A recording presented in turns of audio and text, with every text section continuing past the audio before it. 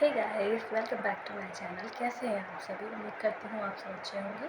हम सब यहाँ मस्त स्वस्थ है, ईश्वर करे आप भी मस्त और स्वस्थ रहें। तो आज का वीडियो होने वाला है मोस्ट रिक्वेस्टेड नहीं है, लेकिन फिर भी हमको लगा कि चलो शेयर कर देते हैं, क्योंकि ये मेरा पर्सनल एक्सपीरियंस है, मेरी प्रेगनेंसी जर्नी और सी सेक्शन जर्नी। हाँ, मेरा सी सेक्शन हुआ है, मेरी बेटी सी सेक्शन से हुई है। तो एक्सपीरियंस के साथ बोलिए या फिर कुछ और कहिए, हम सोचे कि शेयर करते हैं आप लोगों के साथ कि कैसा रहा मेरा प्रेगनेंसी का जर्नी और प्रेगनेंसी का सफ़र और वो सी सेक्शन का दौर। याद करके अभी भी डर लगता है, लेकिन एक्सपीरियंस अच्छा था। तो चलिए वीडियो शुरू करते हैं और शुरुआत से शुरुआत करते हैं। हुआ यूँ कि आशवी हमको कंसीव हुई थी जून में। जी, जून में कंसीव हुई थी। मेरी शादी हुई थी 2022 में फ़ेब में, और उसी साल के जून में आशवी कंसीव हो गई थी। तो उस वक्त हम अपने मायके में थे, क्योंकि हमारे में सावन, पहला सावन मायके में मनाते हैं। तो हम सावन भादो, मतलब कि वही सावन भादो समझिए, सावन भादो बिता करके दशमी के दिन वापस आए थे। तो जब हम यहाँ से गए थे तो हमको नहीं पता था कि हम प्रेग्नेंट हैं। तो हम वहाँ जाके पहुँचे तब हमको मालूम चला, स्किप हो गया पीरियड्स, और फिर टेस्ट वगैरह किया, उसके बाद मालूम चला कि हम प्रेग्नेंट हैं। तो उसके बाद जब मालूम चला तो 3 महीने वहीं निकल गए, अच्छे से निकले, हँसते खेलते गाते। मायके की बात ही कुछ और होती है यार, सब कुछ अच्छा लगता है मायके का। तो हँसते खेलते गाते 3 महीने वहाँ निकल चुके थे। और शुरुआती दौर में हमको लोग कहते हैं, यहाँ पे एक चीज़ बोलना चाहेंगे, लोग कहते हैं कि लड़का होता है तो ये होता है, लड़की होती है तो वो होता है। अक्सर लोग कहते हैं कि लड़का होता है तो आपको खट्टा खाने का मन करता है, लड़की होती है तो मीठा खाने का मन करता है। मेरे साथ ऑपोजिट था। मेरी आशवी जब होने वाली थी तो हमको सिर्फ खट्टा खाने का मन करता था, तीखा खाने का मन करता था। मीठा में हमको बिल्कुल बिल्कुल बिल्कुल भी इंटरेस्ट नहीं था। और मॉर्निंग सिकनेस तो आशवी के समय में 1% नहीं हुआ हमको, एक भी वॉमिटिंग नहीं, ना कभी जी मचलाना, कुछ भी नहीं हुआ हमको, ऐसा कुछ भी फील नहीं होता था। हाँ, शुरुआती दौर में हमको थोड़ा सा मैदा वाला चीज़ जैसे पूरी, कचौड़ी, समोसा, जलेबी, इन चीज़ों से थोड़ा सा मन घबराता था या फिर अजीब सा लगता था, कह सकते हैं। तो उस वक्त हमको खट्टा खाने का मन करता था, तो पापा मेरे लिए अक्सर इडली लेकर के आया करते थे। सुबह का नाश्ता हम इडली किया करते थे। आज भी याद है, रोज़ सुबह पापा इडली लाते थे और इडली सांभर मेरा रोज़ सुबह का नाश्ता था। मतलब कंटिन्यूअसली हम एक दिन बीच करके इडली खाते ही थे।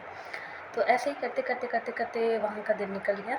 और उसके बाद, हाँ, वहाँ का दिन ऐसे ही निकल गया। उसके बाद हम दशमी के दिन यहाँ आ गए थे। विजयदशमी के दिन बनता है, तो हम अपने ससुराल में आ गए थे।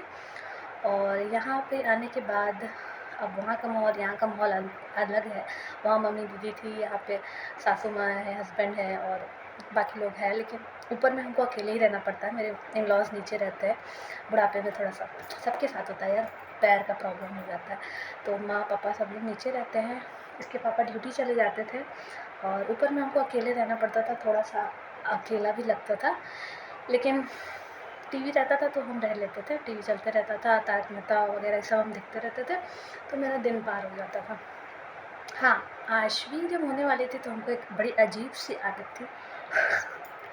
हम मिट्टी खाते थे। हाँ, हम मिट्टी खाते थे। हमको बहुत मन करता था मिट्टी खाने का। मतलब कि दिया हो गया, अब रोड से उठा कर के मिट्टी तो नहीं ना खाएँगे। तो हम अपने पास दिया रखते थे, या फिर जब डॉक्टर को दिखाने जाते थे तो चाय वगैरह पी लेते थे, तो कुल्हड़ मिलता था ना, तो उसको रखा करते थे। ये वाली आदत थी मेरे में। तो हम अक्सर खाना खाने के बाद कहिए, नाश्ता करने के बाद बोलिए, या फिर कभी भी कुछ भी करने के बाद हमको मिट्टी खाने का बहुत मन करता था। तो हम अपने पास वो दिया रखते थे या फिर कुछ मिट्टी रखते थे, और हम उसको बहुत खाते थे। पूरा मतलब उसको गीला कर लेते थे ताकि उसको तोड़ने में आसानी हो। पूरा मुँह में उसको भर के चबा लेते थे, कटर कटर कटर कटर। उसके बाद हम उसको थूक देते थे, फिर कुल्ला कर लेते थे।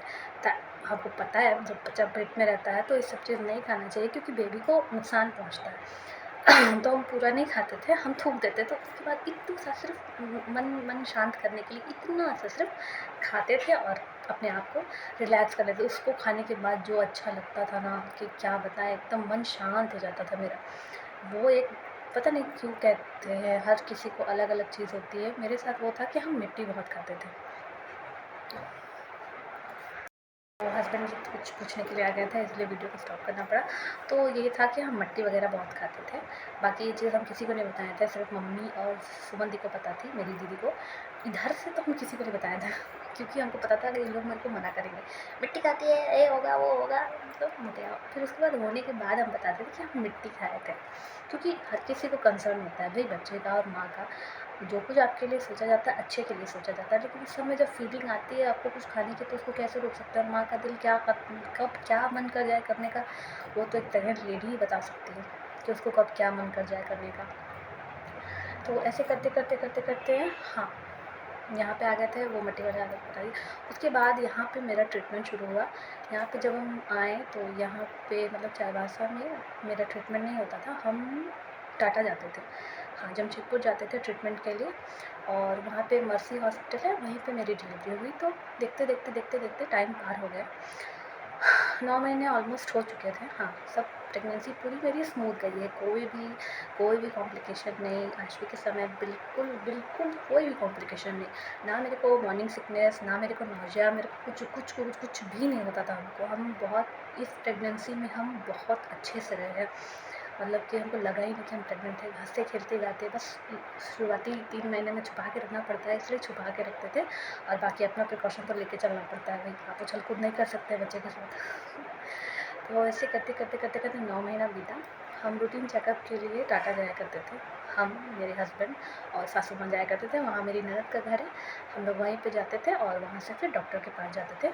उन्हीं के कंसल्ट से हम अपना डॉक्टर दिखाए हैं, और जो डॉक्टर थी वहाँ की बहुत अच्छी थी, स्वभाव से भी, और डिलीवरी में भी कोई कॉम्प्लिकेशन नहीं है, सब कुछ बढ़िया से हो गया। तो ऐसे करते करते करते आ गया फरवरी। मेरा एस्टिमेटेड डिलीवरी डेट था 24 मार्च का ही।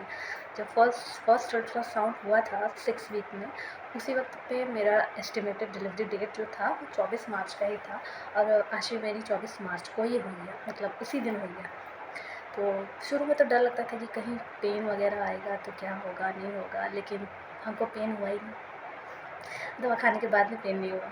तो कहानी ये से शुरू होती है कि जब हम लास्ट चेकअप के लिए डॉक्टर के पास गए थे, तो डॉक्टर ने बताया कि मेरा बच्चा जो है फ्लोटिंग पे है, मतलब कि नीचे नहीं आया हुआ है। तो उन्होंने मेरे को बोला था डक वॉक करो, ये करो, वो करो। हम 9 महीने नहीं किए, तो 15 दिन में डक वॉक करके कहाँ से मेरा बच्चा नीचे आ जाएगा। शुरुआती में देखो, मेरा मेरा मेरा पेट बहुत बड़ा था और मेरी हाइट छोटी है, तो हमको ना थोड़ा-सा घबराहट, अकबकाहट लगता था। और हम कभी भी ज़ोर नहीं दिए कि हमको नॉर्मल बच्चा करना है। मेरा था कि जो होगा देखा जाएगा। कोई भी ऐसा ये नहीं था किसी की तरफ से रिस्ट्रिक्शन कि नॉर्मल करो या सिज़ेरियन करो। मेरे हिसाब से जब एक औरत प्रेग्नेंट होती है तो उसके लिए बच्चा नॉर्मल करना या सिज़ेरियन करना ज़रूरी नहीं होता है। सबसे ज़रूरी होता है कि आप अच्छे से 2 भाग में बचें। आपका बच्चा स्वस्थ रहे, माँ स्वस्थ रहे, बस इससे बढ़ के और कुछ नहीं होता मेरे हिसाब से। भले आपकी नॉर्मल डिलीवरी हो, आपकी सिज़ेरियन डिलीवरी हो, वो सब कुछ आप पे और किस्मत पे डिपेंड करता है। सो हो गया ये सब, ज़्यादा भाषण भी देना ज़रूरी नहीं है। उसके बाद जब हम लास्ट चेकअप के लिए गए थे तो डॉक्टर ने बताया था फ्लोटिंग पे, फिर हम घर आ गए तो हमको लगा कि शायद पेन वगैरह उठेगा, लेकिन पेन नहीं हुआ। तो उसके बाद हम 23 मार्च 2023, हाँ 23 मार्च 2023 को हम एडमिट हो चुके थे। और रात रात नहीं, दोपहर में एडमिट हुए थे जी। हाँ, दोपहर में एडमिट हो गए थे। और एडमिट होने के बाद में उन्होंने मेरे को एक दवाई दी थी, मतलब पेन इंड्यूस होने के लिए, पेन होने के लिए एक दवा दिया था। लेकिन वो दवा खाने के बाद भी मेरे को पेन नहीं आ रहे थे, मतलब हल्का सा टिस-टिस होता था, फिर बंद हो जाता था, पेन नहीं आता था। तो उसी दिन शाम को या फिर मॉर्निंग में, याद नहीं आ रहा है, मे बी शायद मॉर्निंग में, डॉक्टर हमको रात में ही कह दी थी कि तुमको जब पेन नहीं आ रहा है तो क्या करना है, क्योंकि टाइम से ओवर हो गया। और मेरे लिए, मेरे मन में सबसे बड़ा डर था कि कहीं मेरा बच्चा अंदर में पॉटी वगैरह कर देगा, और अगर खा लिया तो फिर मेरा 9 महीना का तपस्या का फल, भगवान ना करे किसी के साथ ऐसा कुछ हो। हमको मेरा बच्चा सही सलामत चाहिए था। तो उसी समय हम डॉक्टर को हिंट दे देते, मेरे को आप सी सेक्शन कर दीजिएगा तो भी चलेगा, नॉट एन इशू। और नेक्स्ट डे फ्राइडे था, हाँ। तो मर्सी में शायद ऐसा होता था ना कि फ्राइडे के दिन आपका सीएस होता था, हाँ फ्राइडे के दिन सीएस किया जाता था। मतलब जितने भी सी सेक्शन होते हैं वो फ्राइडे को और किसी एक दिन बीच में होता है, याद नहीं आ रहा उस वक्त, 2 साल 1.5 साल पहले की बात है। तो फ्राइडे के दिन सीरियस होता था, और अगर बीच में कभी इमरजेंसी आ गई तो डॉक्टर्स करते थे, वैसा कुछ नहीं, लेकिन फ्राइडे के दिन डॉक्टर्स सीएस करते थे, अगर टाल दिया जा सके तब तक के लिए तो उसी समय तक करते थे। तो हम थर्सडे को एडमिट हुए थे और नेक्स्ट डे फ्राइडे था, तो डॉक्टर ने मेरे को बोला था कि नेक्स्ट डे फ्राइडे है, सीएस का दिन है, अगर आप चाहें तो हम लोग सीएस कर सकते हैं। मेरा उससे समय मन बन गया था कि अब अगर कुछ नहीं हो रहा है तो सीएस ही करवाना है। तो नेक्स्ट डे मॉर्निंग में जब हस्बैंड आए, उनसे कंसल्ट लिया गया, उन्होंने भी हाँ बोला, मैंने भी हाँ बोला, और फिर हमारा बॉन्ड पेपर वगैरह साइन किया गया। हमको रात से ही हाँ, रात से ही मेरे को खाने वाने मना ही कर दी थी। रात को हम खाना खाए थे और लास्ट हमको लगता है 12 बजे हम पानी पिए थे। डॉक्टर मेरे को बोली थी सुबह उठ के कुछ मत खाना। सुबह उठ के बस हम थायराइड की गोली खाए थे और थोड़ा सा पानी पिए थे और कुछ भी नहीं खाए थे, क्योंकि ऑपरेशन होना था तो खा के रहता तो क्या निकलता यार, बोलते बोलते थक जाते हैं, खैर छोड़ दो। हाँ, तो रात में ही हमको खाना पीने के लिए मना किया गया था। सुबह हुआ, बॉन्ड पेपर साइन हुआ, उसके बाद जब हम लोग उस रूम में हम लोग 7 या 8 प्रेग्नेंट लेडीज़ होंगे। उस दिन कह रहे थे डॉक्टर सारे, नर्सेज सारे, कि उस दिन सबका सीएस हुआ था, सबका। बस और हम सातों को लड़की हुई थी और बस एक जने को लड़का हुआ था। तो उसमें से सबसे पहला नंबर मेरा था। मेरे को तैयार किया गया, कपड़े वगैरह उस तरह के पहनाए गए जब आप ओटी में जाते हैं। 2 चोटी बांधी गई, क्योंकि एक चोटी आप नहीं बांध सकते, आपको सीधे लेटे रहना पड़ता है पूरे एक दिन तक। तो मेरे को 2 चोटी बांधा गया, सारे जितने भी ऑर्नामेंट्स थे सब कुछ निकाल दिए गए थे। और उसके बाद हाँ, मेरा नंबर आया तो अंदर से डर तो बहुत लग रहा था यार। खुद को आदमी कंट्रोल करता है कि कुछ नहीं होगा, कुछ नहीं होगा, लेकिन आप जान रहे हैं कि बहुत कुछ होने वाला है। तो खुद का माइंड बहुत शांत किया, बहुत शांत किया कि कुछ नहीं होगा, कुछ नहीं होगा। इसके बाद जो होगा वो कितना खूबसूरत होगा, मतलब इसके बाद जो होगा या होगी वो कितना खूबसूरत होगा। तो हम ओटी में गए, क्या बोलते हैं, स्ट्रक्चर ना स्ट्रेचर, जो भी होता है, उस पर लिटा करके मेरे को लेके गया और ओटी में एंटर हुए। मस्त ठंडा ठंडा फील आया, एसी लगा हुआ था। ओटी में एंटर हुए, उन्होंने हाँ मेरे को बेड पे लिटाया, और जो एनेस्थीसियन थी, वो जो एनेस्थीसिया देती थी, उन्होंने मेरे को पूछा, वो हमको पूछी कि इससे पहले कभी बेहोशी का सुई ली हो? तो हम कहें कि नहीं नहीं ली है इससे पहले बेहोशी का सुई। तो उसके बाद मेरे एक हाथ में बीपी मशीन था, एक हाथ में स्लाइन चल रहा था, दूसरे फिंगर में ऑक्सीमीटर लगा हुआ था, और नोज़ में ऑक्सीजन पाइप लगा हुआ था। वो ऑक्सीजन पाइप हमको जब लेटे तो खैर उस समय बहुत अजीब सा लग रहा था, मेरे को कंफर्टेबल फील नहीं हो रहा था। तो हम सिस्टर को बोले कि सिस्टर ये पाइप हटा दीजिए। तो सिस्टर बोली रहने दो, जब हम लोग ऑपरेशन स्टार्ट करेंगे ना तब ठीक लगेगा। और सही में जब मेरा कट हुआ, ऑपरेशन स्टार्ट हुआ, यहाँ पे से जब ऑक्सीजन पास हुआ, तब उस समय जान में जान आई, मतलब उतना तकलीफ़ नहीं दे रहा था। तो उसके बाद हमको लेटाया गया, एनेस्थीसियन जो थी वो हमको झुकाई और 3 बार निडल, 3 हमको इतना याद है कि 3 निडल मेरे पे स्पाइनल कॉर्ड पे पुट किया गया था, मतलब इंसर्ट किया गया था। पहले वाले में तो दर्द नहीं हुआ, पहले वाले में कुछ भी दर्द नहीं हुआ, थोड़ा सा चुभने टाइप का दर्द हुआ, पहले वाले में नहीं हुआ, दूसरे वाले में नहीं हुआ। फिर जब तीसरा नीडल डाली, चिट से लगा, मतलब ज़ोर से लगा, ऐसा लगा कि हम वैसे बैठ के ऐसे हो गए थे, बस उसको डाली। हाँ, ऐसे हो गए हम, और उसके बाद हमको फट से लिटा दिया गया, झट से लिटा दिया गया। लिटाने के बाद मेरे कमर से नीचे का हिस्सा, पैर में लग रहा था खून में कोई गरम चाय डाला है, मतलब इतना गरम हमको फील हो रहा था कि मेरा इधर से नीचे पूरा गरम होते जा रहा है, पूरा गरम होते जा रहा है, पूरा गरम फील हुआ। उसके बाद हमको लगता है विदिन 2 से 3 मिनट मेरा पैर सुन हो गया, पूरा सुन हो गया, हमको नीचे कुछ फील ही नहीं हो रहा है, और हम थोड़े से अनकॉन्शियस होने लगे, मतलब होश में थे, दिखाई दे रहा था, सुनाई दे रहा था कि क्या हो रहा है, लेकिन कुछ मतलब कस के बोल नहीं पा रहे थे, हम बोलना कुछ चाह रहे हैं लेकिन बोल नहीं पा रहे थे, वैसा हो गया था। उसके बाद जब सारा प्रोसीजर स्टार्ट हुआ, हमको सब सुनाई दे रहा था, हालाँकि उन्होंने कपड़ा डाला हुआ था मेरे आगे, तो हमको दिखाई नहीं दे रहा था, लेकिन हमको सुनाई सब दे रहा था। कट हो रहा था, कैंची का आवाज़ आ रहा था, फिर सिलने का आवाज़ आ रहा था, और फ़ील ऐसा हो रहा था ना, मतलब ऐसा नहीं कि कुछ फ़ील नहीं हो रहा, फ़ील हो रहा था, लेकिन दर्द नहीं हो रहा था। ऐसा लग रहा था कि कोई आपका अगर ऐसे मसल पकड़ के ऐसे-ऐसे हिलाए तो कैसा लगता है, बस वैसे ही लग रहा था और कुछ नहीं लग रहा था। उसके बाद जब कट वगैरह हो गया, तो इससे पहले जब हम हॉस्पिटल गए थे डॉक्टर से दिखाने लास्ट चेकअप में, तो उन्होंने बोला था कि आपका बेबी फ्लोटिंग पे है, और लड़की सही में ऊपर में थी, क्योंकि कट लगने के बाद में हमको ऐसे पुश किया गया था, क्या मैं बताते हैं, मेरे को ऐसे पुश कर रहे थे, ऐसे पुश कर रहे थे, और वो जब हमको पुश कर रही थी 2-3 सिस्टर्स मिलके, मतलब कि हम क्या बताएं, उस समय हमको लग रहा था कि मेरा प्राण छूट जाएगा। इतना हमको अकबकाहट लग रहा था ना, वो अकबकाहट हम आज भी फील कर सकते हैं। इतना अकबकाहट लग रहा था कि मत कहिए। हम मतलब कि हम आधा बेहोश थे, आधा होश में थे। उस हालत में हम बोल रहे हैं, सिस्टर मत कीजिए, सिस्टर मत कीजिए। इनफैक्ट हम मम्मी मम्मी भी चिल्लाने लगे थे।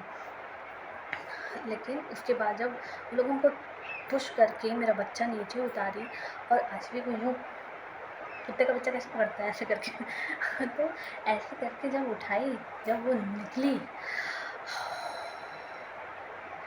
खाली हो गया यार उसका आवाज़ हमको पेट के अंदर से ही सुनाई दे रहा था, क्योंकि वो अंदर से ही रो रही थी। कुएँ में चिल्लाने से कैसे आवाज़ गूंजता है, इको होता है, उसी तरह का उसका आवाज़ था। फिर आश्विन निकली, उसको साफ़ किया गया, उसको देखें, उसको फॉरहेड पे किस दिए। उसके बाद उसको शायद नर्सरी में लेकर के चली गई थी नर्स। उसके बाद मेरा सारा साफ़ सफाई हुआ। ये आईसीयू हुई थी 9:20 में। हम ओटी में एंटर हुए थे 9:10 में। जी, 9:10 में एंटर हुए थे, और आशवी 9:20 पे हो गई थी। उसके बाद आशवी चली गई शायद नर्सरी में, क्योंकि शायद बच्चे को 1 दिन तक नर्सरी में रखा जाता है, और हम इधर आ गया था। मतलब मेरा सारा प्रोसीजर हो रहा था, हमको सुनाई दे रहा था कैसे स्टिचेस पड़ रहे हैं, क्या हो रहा है, नहीं हो रहा है। फिर उसके बाद सब कुछ हो गया। फिर लिफ्टर से हमको उठाया गया, 2-3 लिफ्टर, एक यहाँ, एक यहाँ, एक यहाँ, 3 लिफ्टर लगाए गए थे, और नर्सेस पकड़ के उठा करके दूसरे वाले बेड पे रखी। और फिर हमको एनेस्थीसियन पूछी कि ठीक लग रहा है? हम बोले उस वक्त ठीक लग रहा था, उस वक्त तक हम कहें कि हाँ ठीक लग रहा है। फिर हमको आईसीयू में रखा गया, क्योंकि वहाँ का शायद ऐसा था कि ऑपरेशन होने के बाद पेशेंट को 1 दिन तक आईसीयू में रखते हैं। भगवान ना करे कुछ अगर हो जाए तो क्रिटिकल केस में आईसीयू में सारी फैसिलिटीज़ हो, इसलिए। उसके बाद हमको आईसीयू में शिफ्ट किया गया, हमको बेड पे लेटाया गया, एक तरफ स्लाइन लगाया गया, और कैथेटर पता नहीं क्या, यूरिन पास करने के लिए कैथेटर उसको लगाया गया। और कैथेटर कैथेटर ही कहते हैं शायद, कन्फ्यूज़न है यार, सॉरी अगर कुछ गलत कह दिया हो तो सॉरी। वो तो पहले से लगाया गया था, वो सी सेक्शन होने के पहले ही लगाया गया था। और उसको लगाने के बाद हम जब रूम में शिफ्ट हुए और हम बेड पर लेटे, हमको इतना ठंडा लग रहा था, इतना ठंडा लग रहा था कि हम लिटरली हम हिल रहे थे, मतलब ऐसे वाला हिल रहे थे। हम सिस्टर को बोले कि सिस्टर हमको बहुत ठंडा लग रहा है, तो वो कही कि लग सकता है, क्योंकि अभी नीचे का स्किन ना कटा हुआ है, सिलाई पड़ा हुआ है, हो सकता है इसलिए ठंडा लग रहा होगा। हमको इतना ठंडा लग रहा था कि हमको लगा था मेरा सिलाई ना खुल जाए, हम इतना हिल रहे थे, बहुत बहुत बहुत ठंडा लगा। फिर हमको शायद वो लोग कंबल, हम बोले कंबल हमको ला के ओढ़ाइए, फिर कंबल ला के ओढ़ाई। उसके बाद धीरे धीरे हम सो गए, हमको कुछ याद नहीं उसके बाद क्या हुआ, उसके बाद का हमको कुछ भी नहीं याद है। फिर जब हम उठे हैं, बहुत देरी के बाद उठे हैं, होश में आए हैं, तो हम अपने पैर का अंगूठा ऐसे ऐसे करने का कोशिश की, तो उस वक्त तक जान नहीं आया था, तो हमको लगा कि शायद अभी भी हाँ, उस वक्त तक जान नहीं आया था। हल्का सा मतलब मेरा नींद खुला था, उस वक्त हम ऐसे ऐसे करने की कोशिश किए, उस वक्त तक पैर में मेरा नहीं आया था नींद। उसके बाद जब मेरा नींद खुला, हमको लगता है कि ऑलमोस्ट 4-5 बजे था, क्योंकि उस समय तक मम्मी लोग मेरे से मिलने आई थी। 4-5 बजे जब मेरा नींद खुला, जब नहीं, जब मेरे पैर में जान आया, तब पैर पूरा झिनझिना रहा था, जैसे चींटी काटता है ना, पूरा पैर में झिनझिनाहट भर गया। उसी झिनझिनाहट के कारण मेरा नींद खुला, और तब हम अपना पैर का अंगूठा ऐसे हिलाएं, तो मेरे पैर में आया जान, तब लगा कि पैर सही सलामत है, लगनी नहीं हुआ है। तो यही था मेरा सी सेक्शन का जर्नी। तो यही था कि कैसा लगता है। लगता तो खैर दर्द नहीं होता है, लेकिन उसके बाद का दर्द मम्मी। हाँ, जब एनेस्थीसिया का हट जाएगा, जब आप पेन किलर्स के हैवी डोसेज से हट जाओगे, उसके बाद जब आपका स्टिच पेन करेगा, ऐसा लगेगा कि जहाँ सिलाई होती है ना, जहाँ कट लगता है, ऐसा लगता है वहाँ पे किसी ने आग लगा दिया अंदर से, या फिर 10-12 हरी मिर्च का पेस्ट बना करके ऊपर से लगा दिया। इस तरह का जलन होता है अंदर से, इतना जलन होता है। फिर उसके बाद हमसे सब कोई मिलने आए, मेरे फैमिली के लोग मिलने आए। फिर अगले दिन वो रात तो खैर यार वीडियो बहुत लंबी हो जाएगी, हमको लगता है 2 पार्ट में वीडियो बनाना होगा। तो डिलीवरी स्टोरी हम यहीं तक रखते हैं, मेरा सी सेक्शन का स्टोरी यहीं तक रखते हैं। और सी सेक्शन के बाद जब मेरे पास आश्वी आई, उसके बाद का स्टोरी हम आप लोगों को और बताएंगे, क्योंकि वो भी एक एक्सपीरियंस है कि जब एक लड़की, मतलब अब ये तो बूढ़ी दादी वाला बात हो जाएगा, लेकिन जब एक लड़की माँ बनती है, जब उसके पास उसका बच्चा आता है, और उसके बाद वो कैसे हम लोग कनेक्ट कर पाते हैं उससे, कैसे बताएं। आश्वी के होने से पहले लाइफ बिल्कुल सेट था, ये करना वो करना वो। उसके होने के बाद अब हमको उसके रूटीन से चलना पड़ता है। इनफैक्ट कभी कभी तो ऐसा लगता है कि हम जो पहले थे, कभी कभी शीशे में खुद को देखते हैं, आईने में खुद को देखते हैं, तो लगता है कि हम ऐसे पहले थे या नहीं थे, मतलब खुद की आइडेंटिटी कहीं खो गई आइडेंटिटी। तो इसीलिए इन दिनों हम अपने आप को वीडियोस बनाने में, रील्स बनाने में ज़्यादा इन्वॉल्व कर रहे हैं, क्योंकि हम चाहते हैं कि कहीं ना कहीं हम भी अपना आइडेंटिटी बनाए रखें। हमको शुरू से ये चीज़ें करना बहुत पसंद है। वीडियो बनाना हम शादी के पहले से बनाते थे, ऐसा नहीं है कि शादी के बाद का शौक़ है, शादी के पहले ही बनाते थे। शादी के बाद जिम्मेदारियाँ बढ़ी, आश्वी होने के बाद और जिम्मेदारियाँ बढ़ी, तो इसके लिए टाइम नहीं मिल पाता था। अभी भी वो सो रही है तो हम इधर वीडियो बना रहे हैं, वो उठ जाएगी तो उसके पीछे हमको लगना पड़ेगा। इस तरह करते करते थोड़ा सा खुद के लिए टाइम निकालना पड़ेगा, ताकि फ्यूचर में कभी एक ये भी हो जाता है ना, फ्यूचर में कभी मेरी बेटी बड़ी होगी तो ये वीडियोस देखेगी तो समझ जाएगी ना कि माँ कितना कष्ट देके, कितना कष्ट सह के हमको इस दुनिया में लाई है। हालांकि वो प्रेगनेंसी के थ्रू हमको कोई कष्ट नहीं दी, बाद में भी हाँ अब कष्ट दे रही है, अब बहुत परेशान करती है। कभी फैमिली के लोग तो जानते ही हैं, कभी मिलिए तब बताएं कितना परेशान करती है। वो गोल्डन पीरियड ख़त्म हुआ जब वो 6 महीने की थी, सोई रहती थी, दूध पीती थी, अब वो चलने लगी है तो वो बहुत परेशान करती है। खैर इसका स्टोरी भी अलग ही लेवल का है, अलग लेवल का बनाएगा। लेकिन प्रेगनेंसी स्टोरी और डिलीवरी स्टोरी यहीं तक है। इस बीच में अगर हम कुछ छोड़े होंगे, नहीं छोड़े हैं, आई थिंक नहीं छोड़े हैं। 1.5 साल पहले की बात है यार। कल ऐसा हो गया ना कि कल कुछ सामान कहीं रख देते तो आज याद नहीं आता वो कहाँ रखें। ये तो 1.5 साल पहले का बात है, तो धीरे धीरे करके याद करना पड़ता है। लेकिन हाँ, इसके बाद का भी एक स्टोरी ज़रूर बनाएंगे कि आफ्टर डिलीवरी जब आश्वी मेरे पास आई और जब हम घर आए तो उसके बाद मेरे लिए कितना मुश्किल था उसको हैंडल करना। वो फेज़, वो पोस्टपार्टम डिप्रेशन जो कहते हैं, वो मेरे को हिट किया है। तो उसका भी हम आप लोगों को एक एक्सपीरियंस देंगे, नॉलेज देंगे कि क्या करना चाहिए, वो भी वीडियो बनाएंगे। और लास्टली यही बोलना है कि सी सेक्शन से घबराना नहीं चाहिए। और हमारे सोसाइटी की कुछ लेडीज़ हैं, उनके लिए ख़ास है कि किसी भी औरत को जज मत कीजिए इस कंडीशन पे कि उसका बच्चा नॉर्मल हुआ है या सी सेक्शन हुआ है, कष्ट नहीं सही है। माँ बनना खुद में कष्ट होता है, लेकिन वो बहुत अच्छा वाला फीलिंग होता है। हालांकि अभी कष्ट हम लोग झेल रहे हैं, लेकिन वो एक बहुत अच्छा, क्या बोलेंगे, टैग है कि आप माँ बन चुकी हैं, आपका जीवन संपूर्ण हो चुका है। तो किसी भी औरत को उसकी डिलीवरी से रिलेट मत कीजिए कि नॉर्मल नहीं हुआ है तो दर्द क्या महसूस की हो। नहीं, हम लोग भी सी सेक्शन का दर्द, उसके बाद का दर्द महसूस किए हैं, उसके बाद की चीज़ें एक्सपीरियंस की हैं कि खुद को आदमी को कितना कंट्रोल करना पड़ता है कि आप उछल कूद नहीं कर सकती हैं, क्योंकि आपके स्टिचेस पे असर पड़ेगा, और असर पड़ेगा तो इस हद तक असर पड़ेगा कि कुछ से बहुत कुछ हो सकता है। तो इसीलिए किसी को भी ब्लेम करना सही बात नहीं है। अपनी अपनी थिंकिंग है, अपनी अपनी सोच है, बाकी ऊपर वाले के हाथ में होता है बच्चा देना। बच्चे को किस तरह से, किस माध्यम से लाना है, ये सब ऊपर वाले के हाथ में होता है, आपके हाथ में कुछ भी नहीं होता है। सो या इस वीडियो को यहीं पे एंड करेंगे, आगे का वीडियो कंटिन्यू करेंगे, पार्ट 2 ज़रूर लाएंगे क्योंकि वीडियो बहुत ज़्यादा लंबा हो रही है। अगर आप मेरे मतलब हम ये कहना चाह रहे थे कि पता नहीं इसमें से कितने लोग इतना लंबा वीडियो देखेंगे या स्किप करेंगे, it's totally depends up to you. Okay, so आप अगर मेरे चैनल पे नए हैं तो मेरे चैनल को लाइक कीजिए, शेयर कीजिए और सब्सक्राइब कीजिए और कमेंट भी कीजिए।